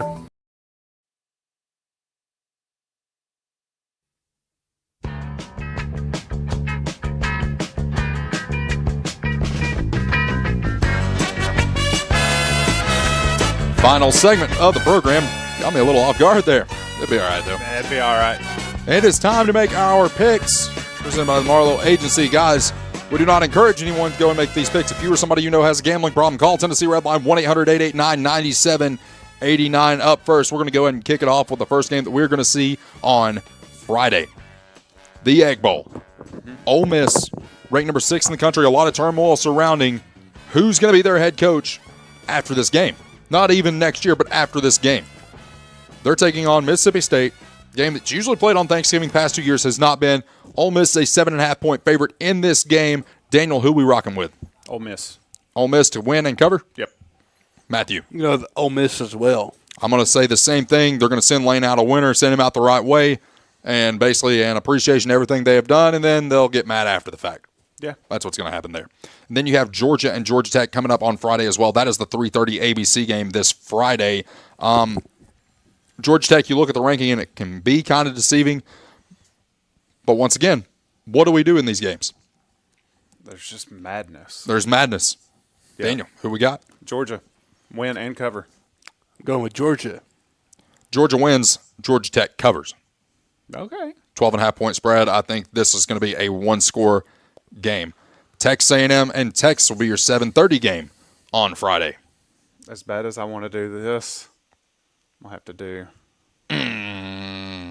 Texas A&M a 2.5-point favorite in this. Matthew, A&M or Texas? A&M.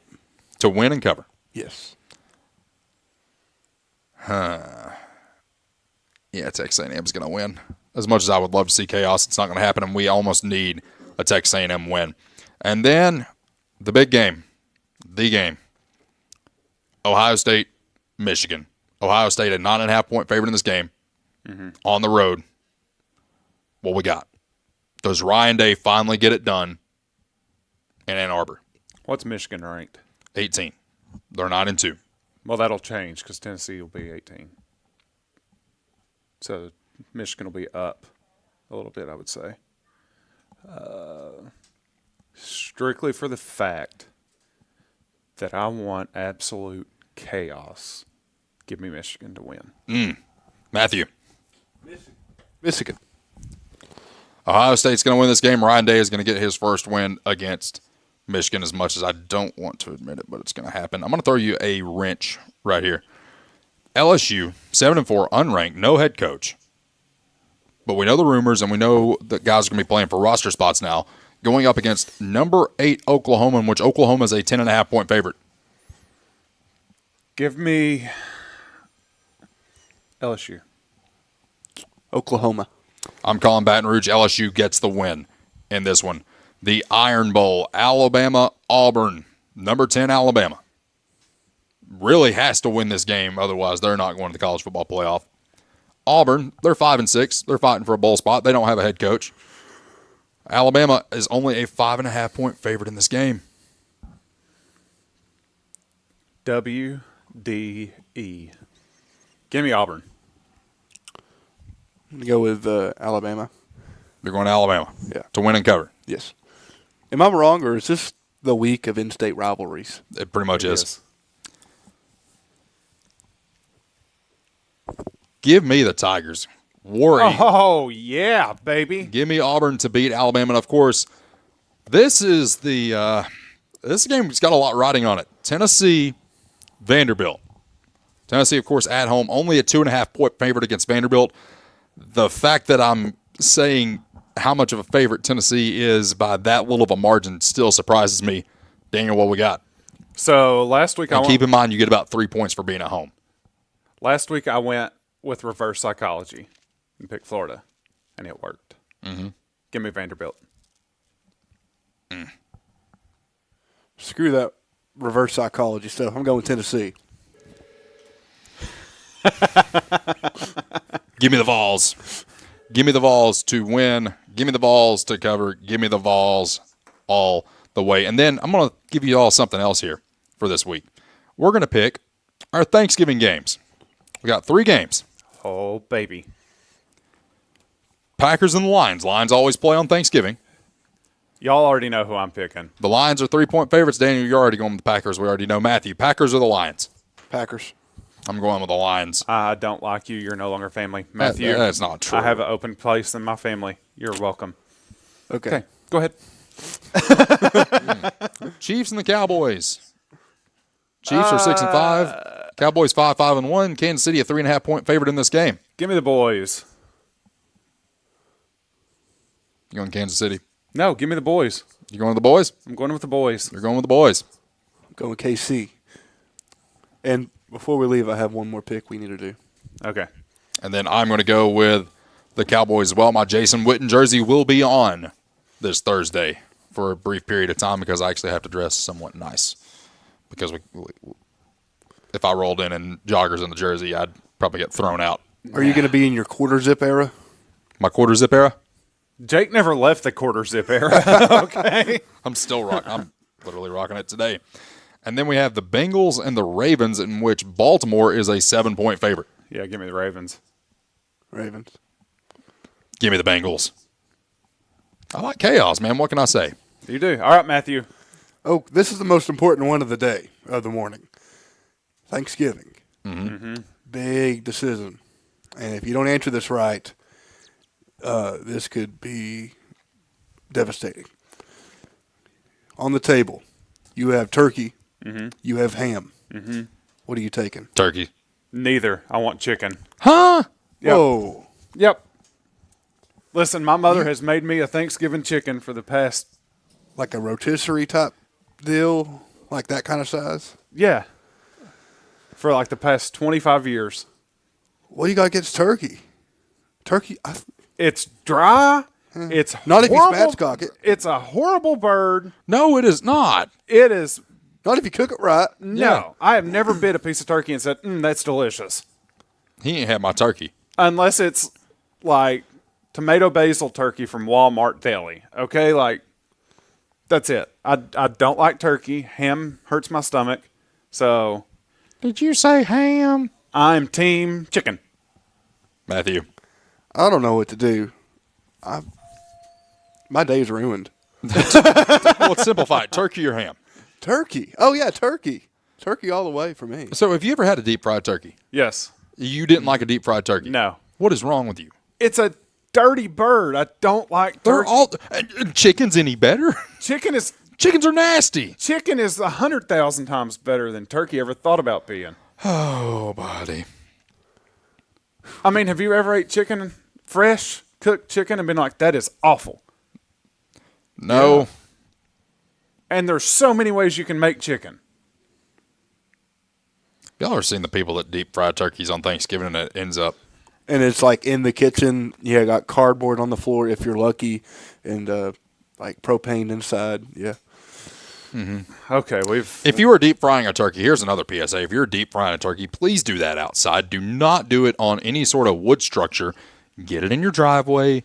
Have a fire extinguisher on hand or some way to put the fire out. Do not use water because water and oil do not mix. But if you do happen to burn down your house, Jake Miller will get you set up with all kinds of Milwaukee and Ryobi tools. No.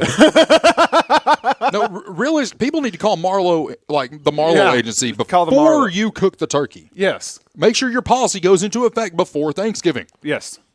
There you go. We do not encourage insurance fraud on this show. Absolutely not. We do not. But please, just be safe if you're frying a turkey.